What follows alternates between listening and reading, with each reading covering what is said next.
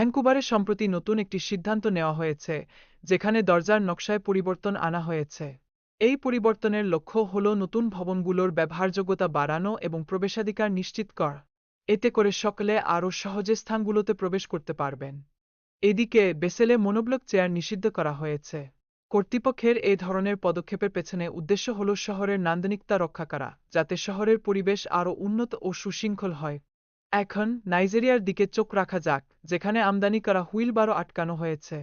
এই উদ্যোগের মাধ্যমে কর্তৃপক্ষ স্থানীয় উৎপাদনকে উৎসাহী করতে চায় এবং স্থানীয় নির্মাতাদের জন্য সুযোগ তৈরি করতে চায়।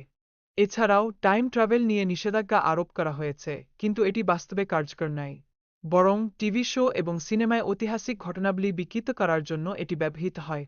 জার্মানিতে প্লাস্টিকের কফি পট নিষিদ্ধ করা হয়েছে, কারণ এগুলোর পুনর্ব্যবহার করা খুবই কঠিন এবং এটি পরিবেশের জন্য ক্ষতিকর প্রমাণিত হয়েছে। অন্যদিকে সিঙ্গাপুরে চুইংগাম নিষিদ্ধ করা হয়েছে, যাতে নর্থ ট্রেনের পরিষেবা বিঘ্নিত না হয়, তবে চিকিৎসা উদ্দেশ্যে কিছু বিশেষ গামকে অনুমোদন দেয়া হয়েছে। জাপানে 4-0 থেকে 7-5 বছর বয়সী ব্যক্তিদের জন্য প্রতিবছর স্বাস্থ্য মাপ নেওয়া বাধ্যতামূলক করা হয়েছে। এই উদ্যোগের মাধ্যমে সরকার স্থানীয় কর্তৃপক্ষ ও কোম্পানিগুলোকে স্বাস্থ্য সুরক্ষায় বাধ্য করছে।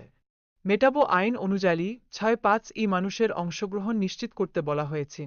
স্থানীয় কর্তৃপক্ষ যদি সফলভাবে এই পরিকল্পনা বাস্তবায়ন না করতে পারে, তবে তাদের আর্থিক জরিমানার সম্মুখীন হতে হয়। 2015 সালে স্থূলতার হার 2.5 কমানোর লক্ষ্য নির্ধারণ করা হয়েছে। 2024 সালের পরিসংখ্যান অনুযায়ী জাপানে বর্তমানে মাত্র 4.5 মানুষ ওজনের সমস্যায় ভুগছে।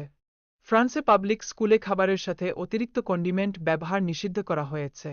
এটি স্বাস্থ্যকর খাবারের দিকে আরও এক ধাপ অগ্রসর হওয়ার প্রতীক। রোমে মাছের জন্য সাধারণ গ্লাস বোল রাখার ওপর নিষেধাজ্ঞা আরোপ করা হয়েছে, কারণ এটি মাছের স্বাস্থ্যের জন্য ক্ষতিকর হতে পারে। অবশেষে গোল্ডফিশ পুরস্কার হিসেবে দেওয়া নিষিদ্ধ। এই বিষয়ে আইনটি স্পষ্ট নির্দেশনা প্রদান করেছে, যা এই পদক্ষেপের গুরুত্বকে তুলে ধরে।